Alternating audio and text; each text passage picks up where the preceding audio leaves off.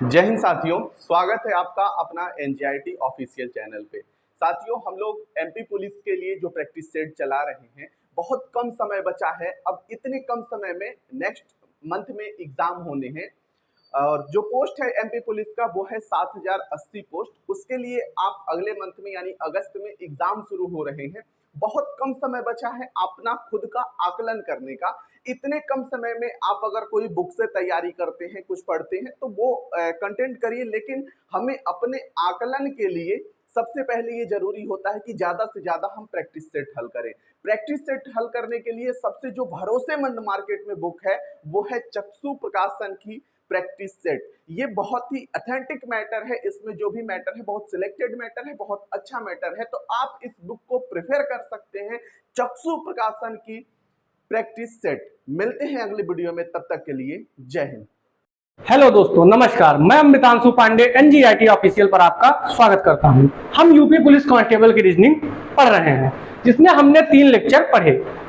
3 lecture में हमने क्या क्या पढ़ा? एक तो हमने कोडिंग डिकोडिंग पढ़ा, ठीक। उसके साथ हमने ब्लड रिलेशन पढ़ लिया और हमने डायरेक्शन एंड डिस्टेंस पढ़ लिया। ये 3 चैप्टर हमने खत्म कर लिया। रक्त संबंध, दिशा एवं दूरी और कोडिंग डिकोडिंग हमने पढ़ लिया है। कोडिंग डिकोडिंग में किसकी कोडिंग डिकोडिंग? अल्फाबेट की कोडिंग डिकोडिंग हमने पढ़ी हुई है, ठीक। बाकी की कोडिंग डिकोडिंग में आपको उसके चैप्टर के साथ ही पढ़ाता रहूंगा। आज मैंने आपसे लास्ट क्लास में ये कहा था कि हम अगली क्लास में क्या करेंगे, इन तीनों चैप्टर की प्रैक्टिस करेंगे और आज हम इसकी प्रैक्टिस करने वाले हैं।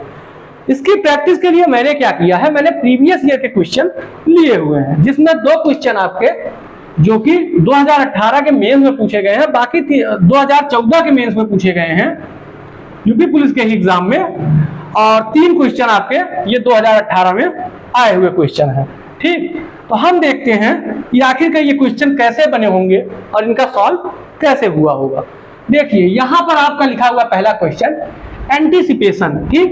एंटीसिपेशन लिखा हुआ है, इसका कुछ आपको कोड बताया गया है और आपको एक वर्ड दिया गया और कहा गया है कि आप इसका कोड बताइए।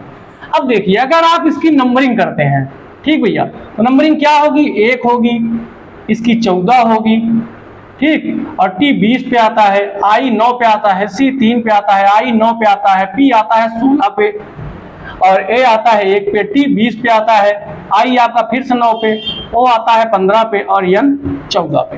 हमने इसकी कोडिंग कर ली। अब हम नीचे देखते हैं इस कोडिंग के साथ उन्होंने क्या छेड़छाड़ की है, ताकि उन्होंने एक नया वर्ड यहाँ पे बनाया हुआ है।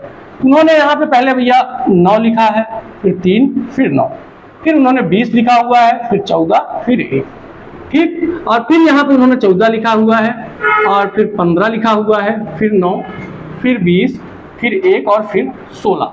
अब आप ध्यान से देखिए, यहाँ पे 1 है, 14 है, 20 है, 9 है, 3 है, 9 है, और यहाँ पर 9 है, 3 है, 9 है, फिर 20 है, फिर 14 है, फिर 1 है।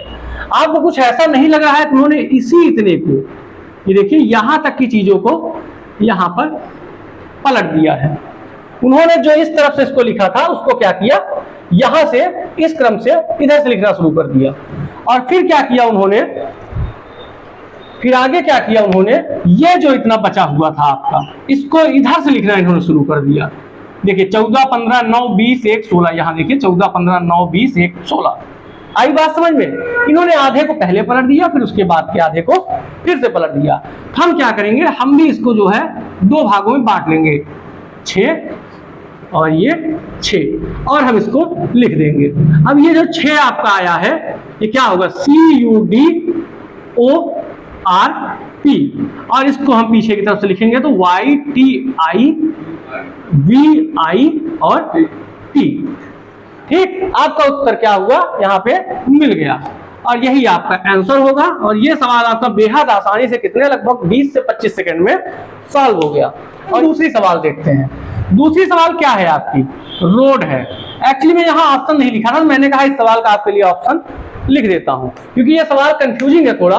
देखिए, रोड का अगर आप वैल्यूएशन करेंगे तो क्या होगा, अगर हम रोड का वैल्यूएशन करते हैं तो क्या होता है, आर की वैल्यू कितनी होती है, आर की वैल्यू होती है 18, ठीक। ओ की होती है 15, डी की होती है 4 और ई की होती है 5।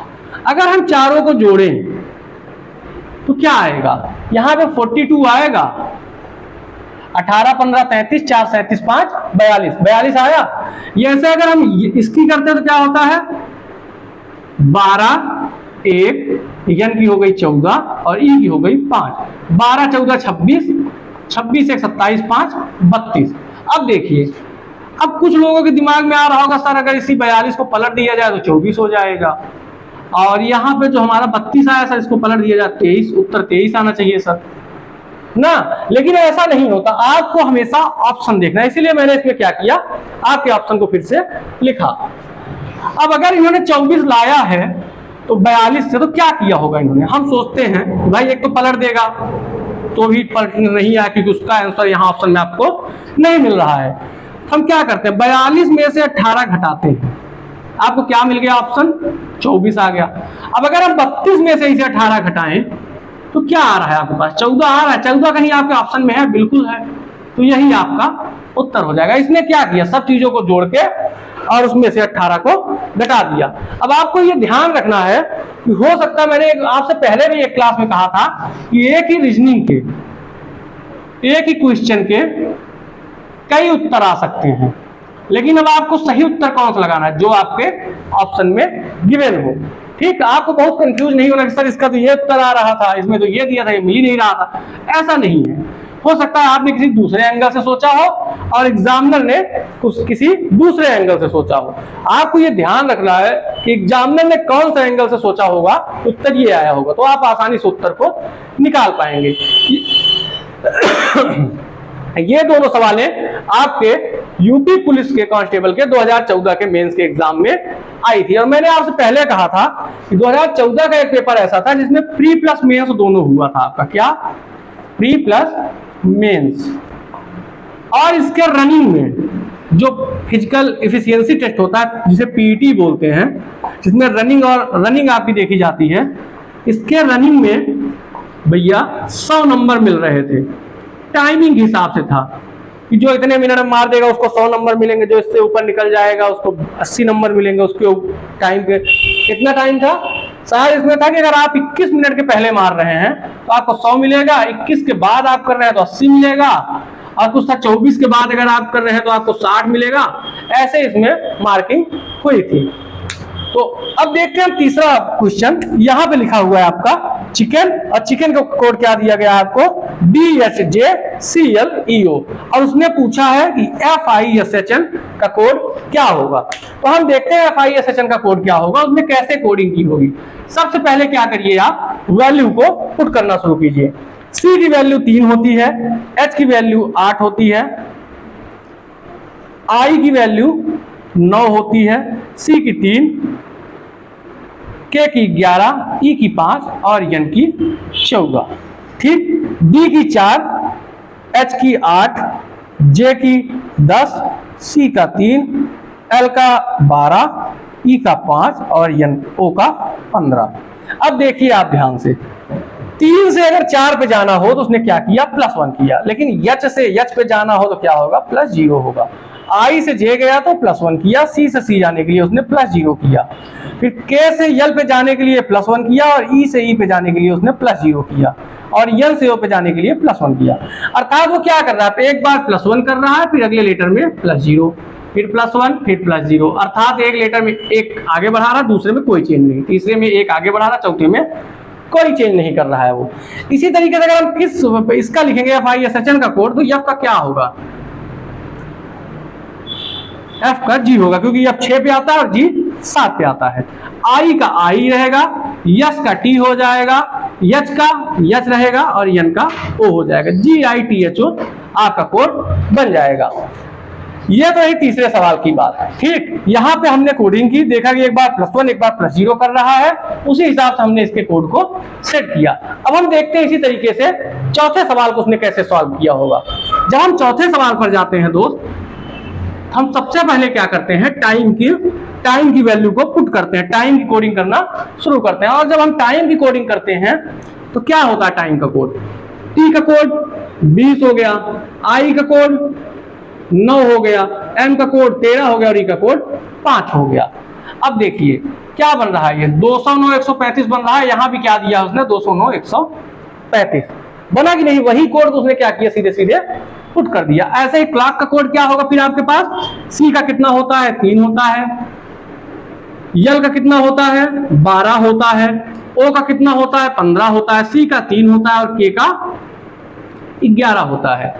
ठीक, अब देखिए 312 और 15 311, यही इसका कोड होगा, कितना, 312 और 15 311, इसका कोड ये होगा। ये भी 2018 में आपके पूछी हुई सवाल है। ठीक, ऐसे ही हम देखेंगे 5वां क्वेश्चन, उसमें क्या लिखा हुआ है, बैड लिखा हुआ है। बैड को उसने क्या बनाया है, 16 1 और 4, और इसी हिसाब से उसने क्या पूछा है, केज पूछा हुआ है। तो बी का कोड कितना होता है, 2 होता है, ए का कोड 1 होता है और डी का कोड 4 होता है। ठीक, ऐसे सी का क्या होता है, 3 होता है, ए का 1 होता है, जी का 7 होता है और ई का 5 होता है। अब देखिए अब उसने किया क्या है इस कोड में, उसने इधर से लिखना शुरू किया है, इसको ले जाके सबसे लास्ट में किया है, और किया है क्या, उसने 2 का स्क्वायर किया है और लास्ट में लिख दिया है। फिर उसने क्या किया है, फिर उसने बीच वाले का स्क्वायर किया है, 1 का स्क्वायर किया और 1 का स्क्वायर हमेशा 1 होता है। ठीक, तो पहले उसने इसको यहाँ पीछे की तरफ से लिखा 4, फिर इसने इसको लिखा 1 और फिर यहाँ पे 4 था, इसने इसका स्क्वायर करके 16 लिख दिया और ऐसे उसने एक कोड को बना दिया। ऐसे जब हम भैया केज लिखेंगे तो सबसे पहले हम क्या करेंगे, ई का कोड लिखेंगे। ई का 5 का स्क्वायर क्या होगा, 25। ठीक, फिर जी का लिखेंगे 7 का स्क्वायर 49, ए का 1 का स्क्वायर 1। ठीक, और फिर सी का 3 का स्क्वायर क्या होगा आपका 9 होगा। कोड क्या बनेगा आपका, 25 49 1 और 9। ये था 5वें क्वेश्चन का सॉल्व। इस तरीके से वो आपसे छोटे छोटे कोड पूछता है। ये भी क्या था, 2018 का आया हुआ प्रश्न है। तो ये कोडिंग डिकोडिंग के मैंने आपको 5 सवाल समझा दिए हैं। बाकी आप कोई प्रैक्टिस सेट लेकर उससे कंटिन्यू प्रैक्टिस करते रहिए। जो क्वेश्चन आपका फंसता है आप उसको एनजीआईटी के व्हाट्सएप ग्रुप पे या फिर टेलीग्राम ग्रुप पे या फिर आप टेलीग्राम ग्रुप पे मैसेज कर सकते हैं। ठीक, या फिर आप नीचे कमेंट सेक्शन में क्वेश्चन को पूछ सकते हैं और जैसे ही हमें समय मिलेगा हम आपको यहाँ बोर्ड पे या फिर वहीं जहां आपने मैसेज किया आपको वहीं पे क्वेश्चन सॉल्व करके समझा दिया जाएगा। अब कोडिंग और डिकोडिंग की हम इसी तरीके से अब देखेंगे, छोटे छोटे 3 लेक्चर बनाएंगे और अगले लेक्चर में हम देखेंगे डायरेक्शन और डिस्टेंस के क्वेश्चन को कैसे सॉल्व किया जाता है। आज के लिए इतना ही काफी है। धन्यवाद दोस्तों, मिलते हैं हम फिर से। लगातार आप अपनी प्रैक्टिस को जारी रखिए और अगर आपको ये लेक्चर पसंद आ रहा हो तो आप अपने दोस्तों के साथ जो यूपी पुलिस कांस्टेबल की, बीएसएफ या सीआईएसएफ ट्रेड्समैन की, ठीक, और एक सीआईएसएफ 2019 का जो है हेड कांस्टेबल मिनिस्ट्रियल का रिटर्न एग्जाम चालू होने वाला है 10-15 दिन में, शायद 1 अगस्त से है। इसकी 1 अगस्त क्या उसके पहले से ही है, तो इसकी जो तैयारी कर रहा है उसको आप ये चैनल सजेस्ट कर सकते हैं। धन्यवाद, आज के लिए इतना ही काफी है। जय हिंद दोस्तों।